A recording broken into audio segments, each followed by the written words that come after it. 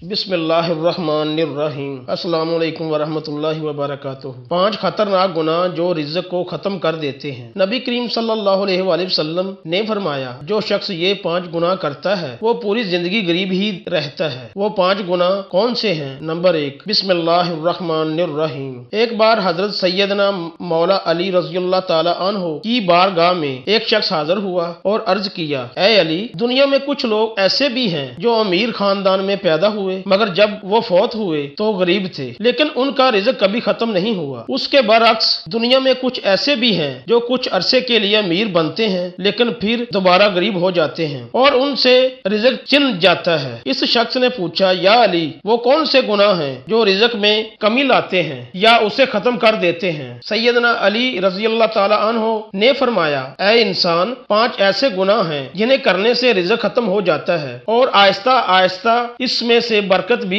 اٹھا لی جاتی ہے۔ اس شخص نے دوبارہ پوچھا، یا علی، وہ 5 گناہ کون سے ہیں؟ حضرت مولا علی رضی اللہ تعالی عنہ نے فرمایا، نمبر 1، سود کھانا۔ رسول اللہ صلی اللہ علیہ وآلہ وسلم کے پاس حضرت جبرائیل علیہ السلام اللہ کا حکم لے کر حاضر ہوئے اور فرمایا، اے اللہ کے نبی، جو لوگ سود کا کاروبار کرتے ہیں، سود پر چیزیں خریدتے یا دیتے ہیں، قیامت کے دن ان کے چہرے مسخ کر دیے جائیں گے۔ ایک مرتبہ رسول اللہ صلی اللہ علیہ وآلہ وسلم لوگوں سے خطاب فرما رہے تھے۔ آپ نے فرمایا، لوگوں، تم میں سے کون ہے جو اپنی ماں کے ساتھ زنا کرنا پسند کرے گا؟ لوگوں نے عرض کیا، یا رسول اللہ، ہمیں اس گناہ سے سخت نفرت ہے۔ آپ نے فرمایا، جو گناہ سود کے کاروبار میں ہے وہ اس سے بھی بڑا ہے۔ جو شخص سود کا مال لیتا ہے یا دوسروں کو سود پر دیتا ہے وہ اپنے رزق کی بربادی کا سبب خود بنتا ہے اور یہی اصل وجہ ہے رزق کے ختم ہونے کی۔ حضرت شیخ سعدی رحمۃ اللہ علیہ فرماتے ہیں، ایک بار میں نیا مکان خریدنا چاہتا تھا۔ تلاش کے دوران ایک شرابی میرے پاس آیا اور کہا،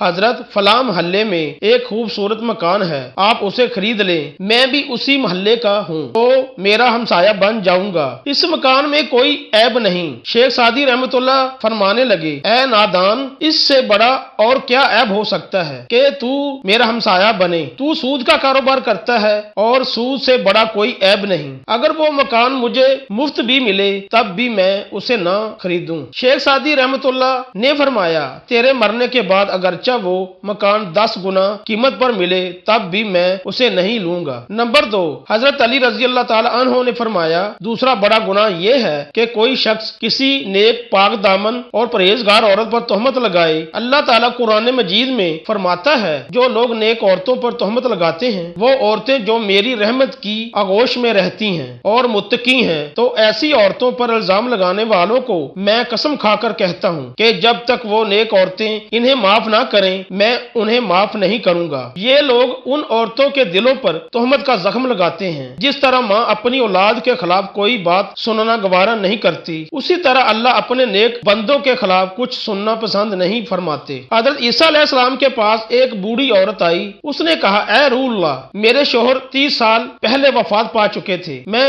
ان سے بہت محبت کرتی تھی، اب وہ ہر روز میرے خواب میں آتے ہیں اور کہتے ہیں کہ میری قبر پر آؤ اور اسے کھول کر دیکھو۔ روزانہ میرے خواب میں آ کر یہی کہتے ہیں، میری قبر کو کھودو اور میرا چہرہ دیکھو۔ اے عیسیٰ، میں بہت دور سے چل کر یہ مسئلہ آپ کے پاس لے کر آئی ہوں۔ حضرت عیسیٰ علیہ السلام نے فرمایا، اور میں بھی تمہارے ساتھ تمہارے شوہر کی قبر کھولنے چلتا ہوں۔ وہ دونوں اس قبرستان پہنچے جہاں اس عورت کے شوہر کی قبر تھی۔ قبرستان میں پہنچ کر حضرت عیسیٰ علیہ السلام نے فرمایا، بتاؤ تمہارے شوہر کی قبر کون سی ہے؟ بوڑھی عورت نے ہاتھ سے اشارہ کرتے ہوئے کہا، وہ ہے قبر۔ حضرت عیسیٰ علیہ السلام قبر پر کھڑے ہو کر رو رو کر اللہ تعالیٰ سے دعا کرنے لگے۔ دعا کے بعد حضرت عیسیٰ علیہ السلام نے فرمایا، اے قبر کے اندر سونے والے، اللہ کے حکم سے کھڑے ہو جاؤ۔ قبر سے ایک ایسا شخص کھڑا ہوا جسے دیکھ کر وہ عورت زور سے چیخی اور بے ہوش ہو کر گر پڑی۔ قبر سے نکلنے والے انسان کا جسم انسان جیسا نہ تھا بلکہ اس کا چہرہ مسخ شدہ تھا۔ کچھ دیر بعد جب عورت کو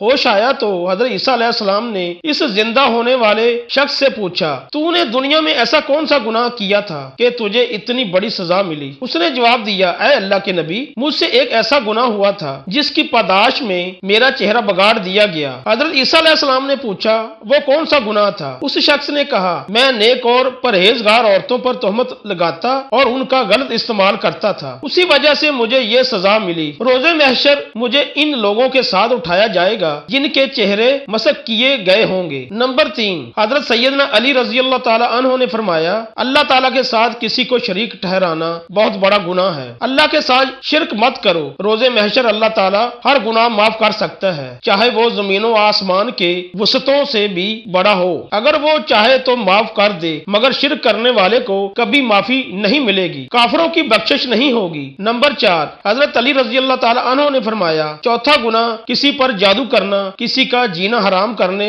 کسی کی خوشیاں چھیننے اور حسد کے باعث رزق چھیننے کی نیت سے جادو کرنا بہت بڑا جرم ہے۔ حضرت علی رضی اللہ تعالی عنہ نے فرمایا، جادو کرنے والا شخص دائرہ اسلام سے خارج ہو جاتا ہے، اور جب جادوگر مرتا ہے تو کفر اور ارتداد کی حالت میں مرتا ہے۔ جادوگر کی موت کبھی بھی حالت ایمان پر نہیں ہوتی۔ نمبر 5، حضرت علی رضی اللہ تعالی عنہ نے فرمایا کہ کسی کو تکلیف دینا بھی بڑا گناہ ہے۔ کسی کو دکھ دینا، کسی کا جینا حرام کر کے خود خوش ہونا، کسی کو رلا کر اپنا دل خوش کرنا، یہ سب وہ گناہ ہیں جن کی وجہ سے رزق ختم ہو جاتا ہے۔ حضرت علی رضی اللہ تعالی عنہ نے فرمایا، ان 5 قسم کے لوگوں سے اللہ تعالیٰ روز قیامت سخت حساب لے گا اور دنیا میں ان سے رزق چھین لیا جاتا ہے۔ اللہ تعالیٰ ہمیں دین کی مکمل سمجھ عطا فرمائے اور نیکوکاروں میں شامل کرے۔ آمین ثم آمین یا رب العالمین۔